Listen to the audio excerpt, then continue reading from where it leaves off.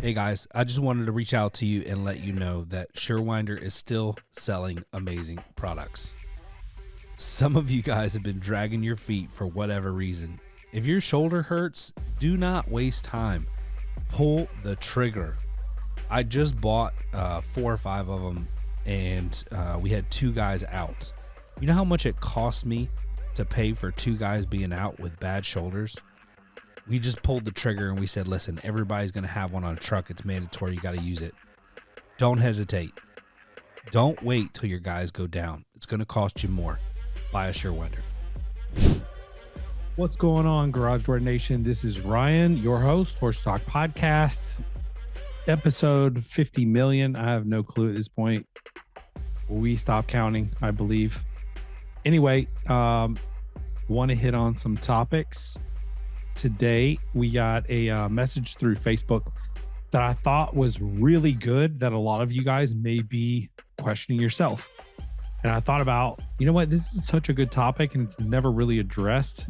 And there's no like one answer to it, but I'm going to share some of my opinion and hopefully give you some inspiration and insight into what to do. And not to say that I did all of this perfectly, for sure didn't. I'll share some of my stories. But I did learn from my mistakes. And so I want to share some of those with you. And let's dive in. Before we jump into that question, though, I got a couple announcements I want to give you. Mark Annuity does have room for a few additional heroes, which we call our clients. GDU is open for new people as well. We had a few people who had to like take a little sabbatical. They're coming back, but they got pulled out into the field and they said they don't have a ton of time. So we have a couple openings for our platinum and gold. Platinum a little less, gold yes. So if you're interested, hit us up.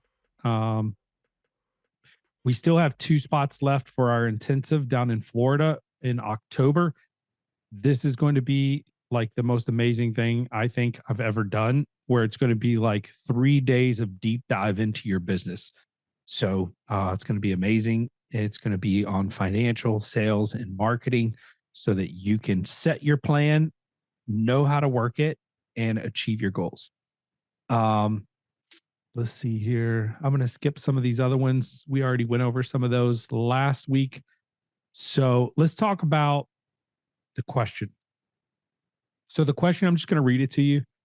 So just looking to pick your brain here. I'm finally at the place where I can work on my business instead of in it. What are some things you did once you weren't in the field working to help grow your business? What a fantastic question. So first of all, I don't know if the gentleman wants me to share his information, so I won't. But just thought this was a great question. So I replied to him with a voice message and then just got to thinking about it. And I was like, you know what, this could make a really good podcast. So here we are. We're going to talk about what is it that you do when you want to start working on your business versus in it. I'm going to deal with that a little bit. And then also some of the issues that I see a lot of business owners struggle with. So personally for me, my story was a little unique. I wanted to work on my business from day one, which is not totally realistic, especially being a one-man show. But coming from management for a long time, I knew what I was capable of with leading people, and I knew that I was very limited. The first moment where I knew or questioned that being in the field was not going to work for me was on my first install. I think I've told you guys this story, but it took me like almost 10 hours, multiple trips to Home Depot. I didn't know what I was doing and I still installed it wrong. So what I did know was, I found out other people install that in a smaller amount of time, but my time was wasted installing doors because the 3 or 4 hours that I would need to be in a garage to install a door properly was too much time for me. I needed to focus on sales and generating revenue. I view revenue as 2 different ways. Number one, you secure the revenue. So we have an agreement that you're going to pay me money. And then number two, the second part of that is the production part where you actually complete the obligation to get paid. So I didn't feel like my time was used wisely fulfilling the obligation. I felt like I could find people who could do that better. Now, I still did door sales for a very long time and I still did service for a very long time, but I knew at some point I was going to have to get out of that. I just didn't know anyone that could do it as well as I could do it. And then there were days where I was like, man, this job's not worth it. Right. It's kind of like you start to realize your prices are too low when you don't want to do the job because you feel like you're not getting paid enough. So that's when I started raising my prices and really getting into like, how do I justify doing this job? If I'm already stretched and maxed out, how do I justify doing this job for X amount of dollars when half it, I feel like it's not beneficial? And so that got me into a place where I really started viewing things a lot differently. So we're going to talk on a couple things. I've got some topics. The first one, zooming out. I think a lot of times we get into weeds. And so we're going to talk about zooming out. We're going to talk about building systems, investing in yourself, and also managing our ego a little bit, because that seems to be one of the largest mistakes that I see a lot of people in the door industry make when trying to make this move. And it may not be exactly what you think. So hang on till the end and I'll share with you what I'm talking about when it comes to ego. I see it in majority of people. I did it myself. I think you're probably doing it, but hold tight. We'll cover that in a little bit. So let's talk about zooming out first. So seeing the business from a 50,000-foot view versus in the weeds is always going to be more advantageous for you because you could see further out. Now, if you're in the weeds, it's great because you're very tactical and you're kind of seeing the things that are going well and things that are not going well in a micro setting. The problem with that is again, you're working on the business and you're in the weeds. Now, if you're doing that to evaluate systems, that's maybe a different thing. So the intent is different and the outcome is different. But if you're the one in the garage, like installing garage doors or doing the service or the sales, then that's a completely different thing. So I want to start with a little bit of vision and direction and evaluate like where you want to be in the next 3 to 5 years. I think 10's too long right now if you're in this phase of like trying to get out of the weeds or the day to day like tasks and start working on the business more than in it. And I think there will always be a part of you that works in the business to a degree.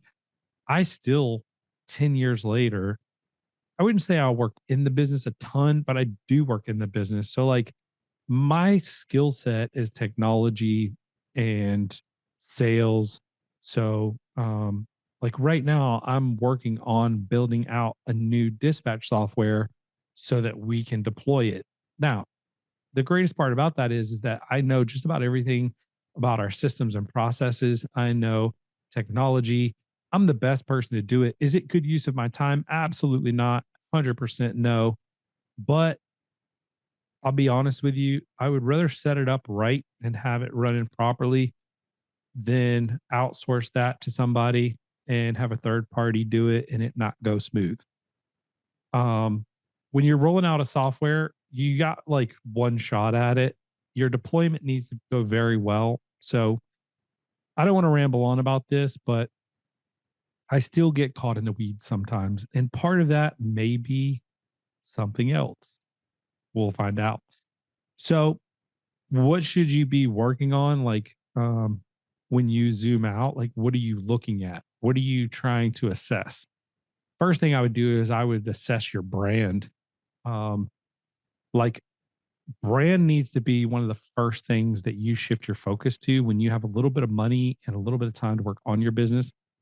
Branding is so important. Creating that brand. And I think I've mentioned this before on the podcast, but I'll say it again. To me, what brand is, it's not a logo. A lot of people want you to think that because it's transactional. It's easy for you to just go out and pay for a logo and stick it on your truck and then that be your brand. That's not your brand. Your brand is your culture outside the four walls of your office. That's your brand. Like what you project, what you put out, the quality of work, the attitude of the people, the excitement, the culture outside your four walls is your brand. There could be visual associations to your brand, like logos or characters, colors, and all that's great, but that should represent your culture. It shouldn't be what your culture is, right? And so if you want your branding to go further, then it needs to resemble your culture. And then your culture needs to be outside your four walls. So I would work on branding, I'd work on culture, I'd work on processes, I'd work on team structure and leadership development. Leadership development probably being the number one thing. Because if you're the only leader in the business, things go sideways, everyone's coming to you. So if you have two or three things that go wrong in a single day, this could mean your whole day's thrown off. You're not working on anything. You're working in everything that went wrong. If you develop leaders, they're jumping in and helping out before it gets to you. And if they can't handle it, they escalate it. I would suggest when you get to this stage that you block off one day a month. Maybe you work outside the office, maybe at a Starbucks, if you have a home office, whatever. And I would call it like CEO day. And that would be the day where you do strategic thinking and planning. Get those like big sticky notes that you can rip off and put on the wall or whatever. And then I would suggest, like, I have a vibe board. I wouldn't suggest buying a vibe board just for this. I use the vibe board a lot for other things, but do something where you can write everything down and take pictures and maybe have a folder in your phone where it's like planning and strategy and things like that.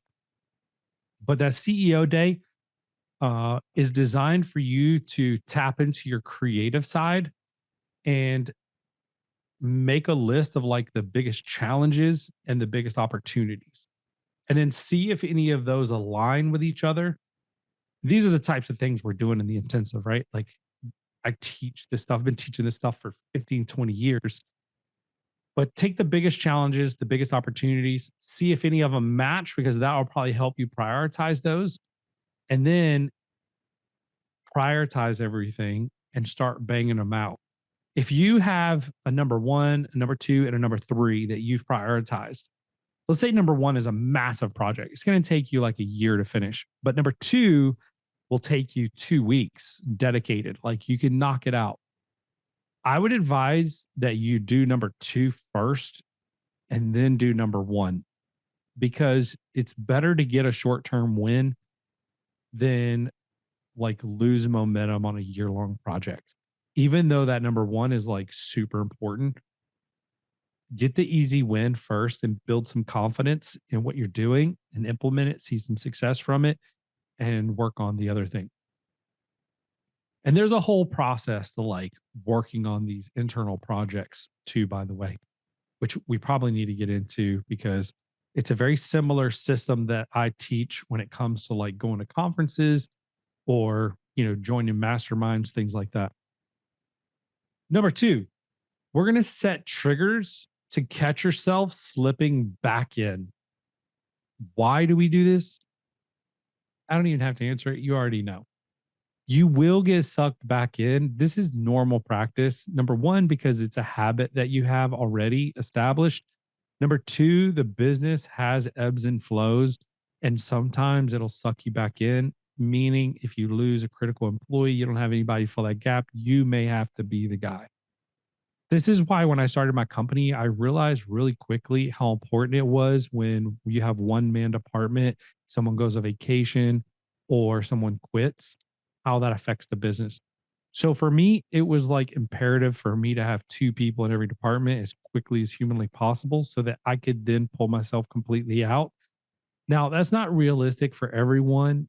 And you may just have to eat the 1 week or the 3 weeks a year that you got to go back in the field and just make the best of it and know that that's going to happen.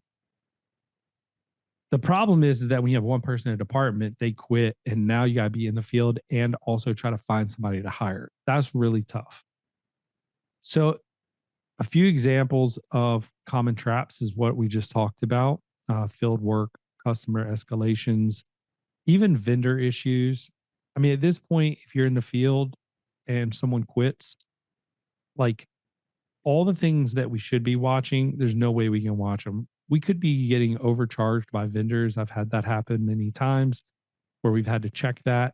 As a matter of fact, we even have, like, I just learned last year that if you have credits with companies, they don't automatically apply those credits to your invoices. You have to ask for credits to be applied to your account. So you may have thousands of dollars worth of credits that you haven't applied and you don't even know this, right? These are the types of things you do when you're working on the business or you hire somebody for that department who knows things like this. Set tripwires or KPIs that signal when you're doing too much yourself. Maybe instead of like when you have an idea of something that needs to be done, I had there's a company here, it's an HVAC company called Holtkamp Heating and Air, and Matthew Holtkamp was the founder. Great guy, and a lot of times I got to pay people thousands of dollars to sit down with them and pick their brain, but he runs a similar business to me. He's focused on high quality, high deliverables. Also, not the cheapest company, but they're very thorough. They do a good job branding and all that. One thing that he told me, he makes me buy a mistake and he'll give me whatever information I want, which is nice.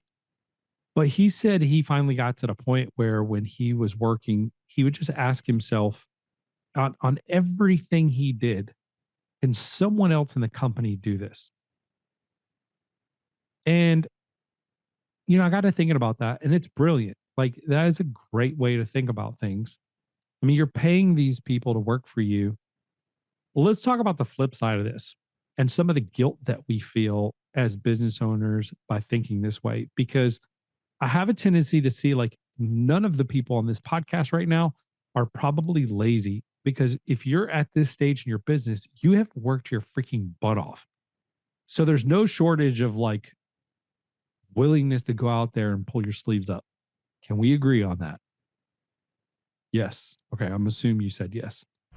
Hey guys, I found something that changed my business and I want to share it with you. We've created packages that have included some of the best products in our industry to offer our service customers. The heart of that package is Stealth Hardware Kit. Stealth Hardware is the quietest hinges on the market. I challenge you to buy at least one of these, test it for yourself. Put it on your truck and design a quiet performance package for your customers willing to pay for a better, smoother running door. Buy your Stealth Hardware Kit at Service Spring, do a search for quiet hinge, and then buy that. You can buy a double or single door, 7 or 8 foot tall, and promise you, it'll change your service forever.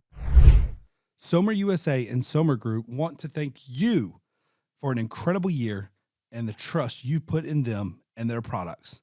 As you know, Somer places high value on relationships, education, customer service, innovation, and professionalism. And they are grateful to you for your part in the fostering and dissemination of these values. If there is any way Somer can support you in your journey, whether through their products, the values they hold to, or the knowledge Somer has gained through interaction with door dealers across the world, please reach out to the team at your convenience. They are here to serve you. Again, thank you from the entire Somer team. Check them out at somerusa.com. Tell them Ryan sent you. So let's talk about the guilt we feel when we start to work on our business and we start questioning things like this. Let's say we go over to the trash can and the trash can's full. Now, historically, I'll take the trash out. But Matthew's challenging me to say, you know what?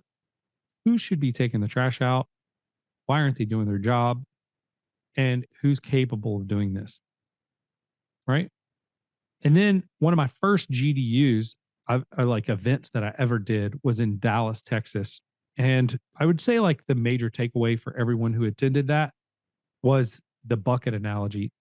And what we learned that day was there's $5 buckets, there's $20 buckets, there's $50 buckets, there's $100 buckets, and then there's $1,000 buckets. Everything has a dollar value associated with it. A $10 bucket, anybody can do it. So you shouldn't. Now you think, well, I'm no better than anybody else. I can take the trash out. And that's the way I think, right? The problem is that that trash could take, I don't know, 10 minutes, but that's not even the major problem. The major problem is you probably could potentially have somebody sitting around doing nothing. And now the CEO of the company's spending 10 minutes taking the trash out when he could be focused on something else, like keeping that person busy with other things by driving new business. Or maybe that person gets interrupted 2 or 3 times in his path or her path to the trash can and back to their office. And instead of it taking 10 minutes, it's a 30-minute ordeal. And this is where I think a lot of people don't process this fully, me included, is it's admirable that you're willing to take out the trash. Good for you. That's great. But you need to be selfish and stingy with your time. Your time needs to be spent with your family, with your employees, and on the business. That needs to be your focus. And then you need to have a little time for yourself to invest in yourself, whether that's the gym or walking, pool time, whatever it is. Like you need to have something that you do for yourself. For every minute that you're not doing one of those things, it's taking from something. So if you spend 30 extra minutes doing things that you're not supposed to, and then you go back to your office and now you get back to work, there's a little bit of transition time that has to take place to get back on the schedule. But now you're at work 30 minutes later, and that affects your family. And if you had plans to go to the gym, but now you can't go to the gym, now you can't invest in yourself. And a few days of that happening in a row, you really get yourself in a position where you got nothing to give because you haven't poured into yourself. And I know this is a dramatic analogy, but I want to make sure that I hammer this home because you have to set triggers to catch yourself slipping back into the business on doing things that are more tactical than strategy. So I forgive you for feeling guilty for doing the stupid stuff. And if you feel that it's necessary for your culture to do those things, by all means do them, but account for them in your time when you're scheduling your day so that you have good time management. I still take out the trash. When the trash is packed full, I still take it out. And I still remember Matthew's voice in the back of my head when I'm pulling that trash bag out of the trash can. Instead of me doing this, I should be saying, hey, who could be doing this right now? Every person in my business is capable of taking the trash out. Why is it that every time I go over there, the trash is full? Right. And so those are the things that I feel like we need to be aware of and set triggers. And maybe you place Matthew's voice in the back of your head so that you don't get sucked in. Okay. I hammered that home. That was longer than I wanted, but I felt like I got my point across. Start investing in yourself and the business. We talked a little bit about this in the last topic number 2. This is topic number 3.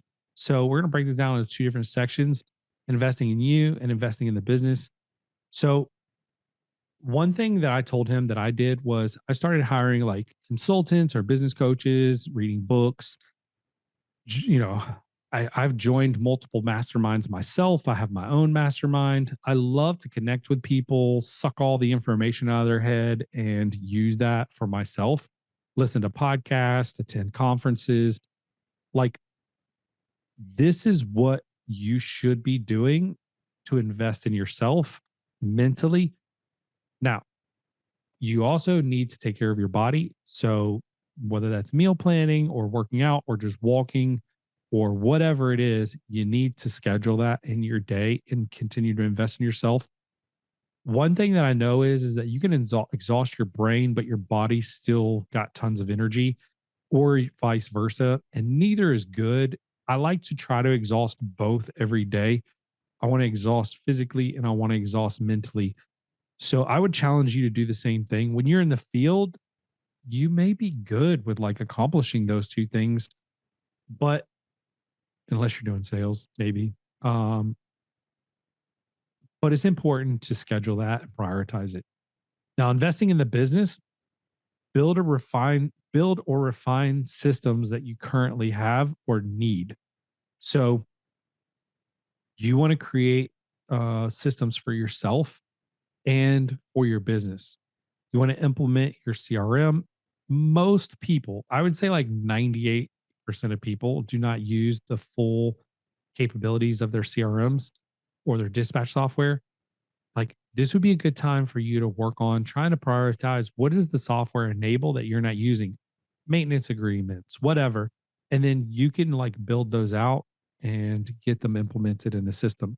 Build out your dashboard so you can track your KPIs and see your progress in the dashboard. Create automations to reduce workload for you and your employees. I also like projections and financial reviews, P&L, balance sheet, KPIs, things like that.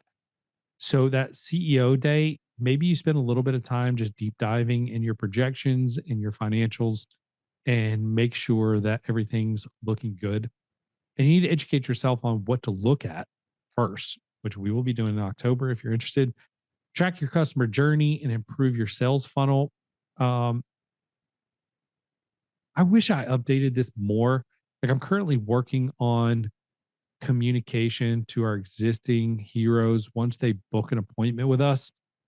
We are going to do all notifications outside of our dispatch software using APIs with full blown automation and communication all in one place, which is going to be magical.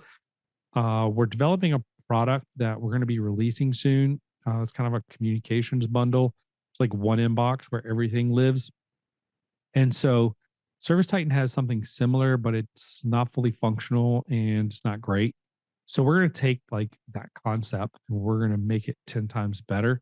This is something I've been wanting to do for 20 years, is build a tool like this.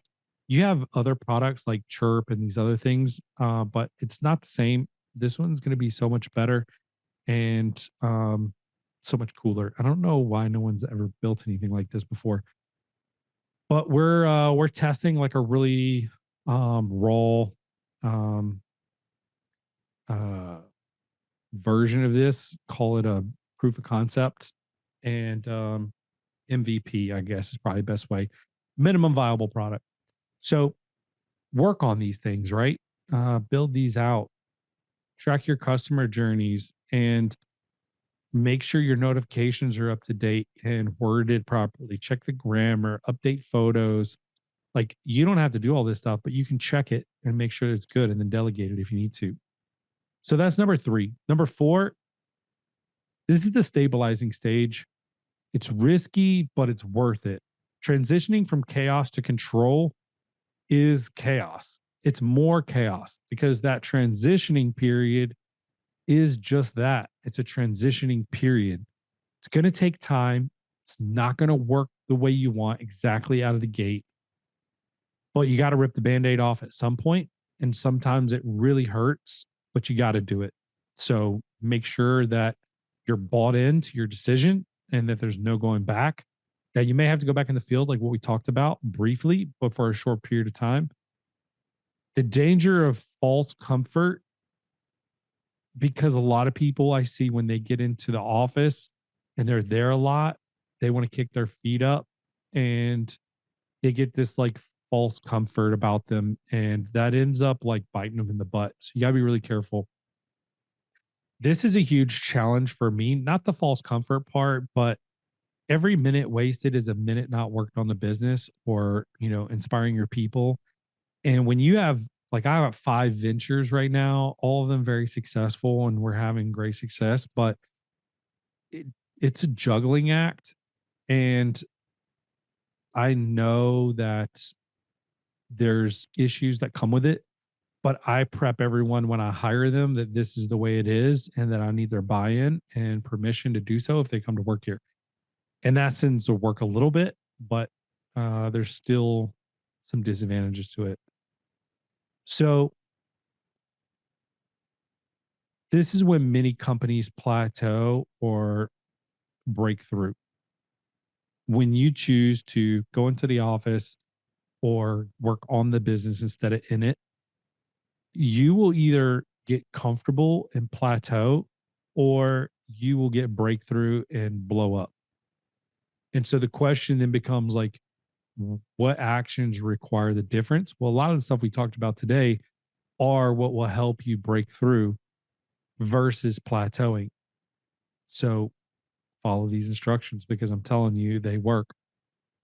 The fifth thing, and kind of the final thing that I wanted to talk to you about, was ego is your enemy. It's time to become a better leader.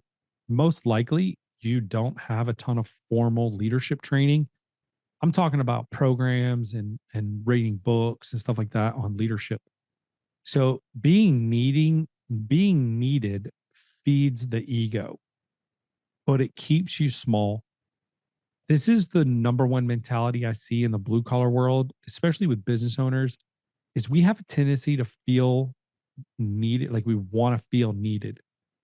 When we aren't needed anymore, we go through this like disassociation stage where it may look like we're putting our feet up, but we're really just struggling in that in between phase, that transition we talked about earlier.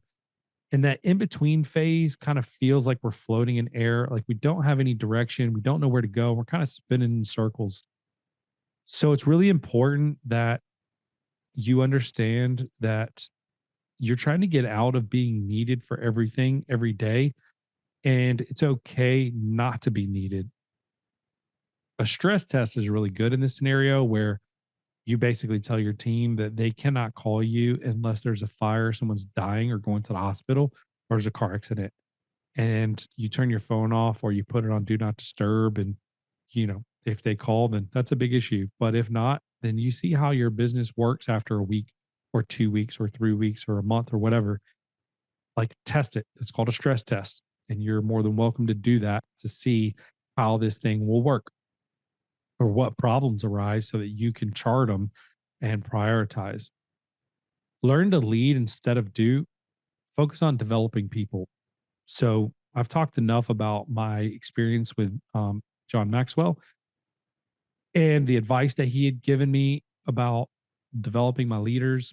And that was single-handedly one of the best things that we ever did, was reading books together and coming together for 1 hour every week and discussing those. And I would advise you, like, first of all, you can't pour into your people and develop leaders unless you are a leader first. So, first, start developing yourself as a leader. I would do this before you start to needing to work on the business than in it, because you should be a leader anyway, a good leader out in the field. But you'd be shocked how many business owners that I meet, consult with, whatever, who are not great leaders at all. But it's to their credit, they haven't invested in it. And maybe they haven't had time or the resources or the money, but you need to do it before this stage. But if not, this is the stage where you critically, like, it's critical. You have to invest in yourself and developing yourself as a leader, and also picking 1 or 2 people or more to develop as leaders. Or maybe all develop as leaders together. It doesn't matter. But this is a critical component of this stage. Create structure and accountability, meetings, scorecards, coaching your team, all of that, one-on-ones, whatever's needed. Um, and then just a quick quote, like, when you lead well, your team multiplies your impact. So when you think about just being able to accomplish a certain amount of stuff every day, you didn't just only knock out 2 tasks for the day, but because your team could carry out whatever you enable them to do, you also knocked out dozens of tasks through the business because they were enabled to accomplish those things without you. So let's cover a couple key takeaways and we'll wrap this up. So getting out of the field is just the beginning. It's not the end. It's not the end goal. It's not the end game. There's other phases of this that we can talk about later. Zoom out, install systems, not garage doors or HVAC systems or whatever, but install systems for the people doing it. Invest in your growth and kill your ego.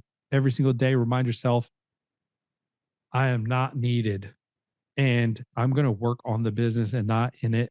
And if someone calls me, and you could put a system in place. We did this at Aaron Overhead Doors, like 1 through 3. 1 is like, hey, it can wait till later. It's not super important, but we need to chat about something. 2 is, hey, we need to chat within the next day or so. I've got something that requires your attention and or I can't move forward without it. And 3 is the building's on fire. I need an answer right now. So if you call, we don't pick up and you need to text a 3, then we call you immediately, right? So you can create systems in your business like that so you don't constantly get interrupted. You don't have to rise to the level of your goals. You don't rise to the level of your goals. I've said this before. You fall to the level of your systems. You got that, I think, from, I don't remember. It's one of the influencers online. So your call to action today is very simple. GDU is a great resource.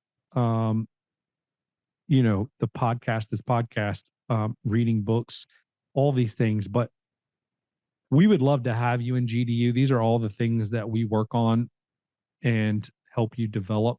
And it's not just me. I'm not teaching all this. This is like, we have 40-ish business owners in this group who are helping each other, all ranging from a couple $100,000 in revenue all the way up to 20+ million in annual revenue.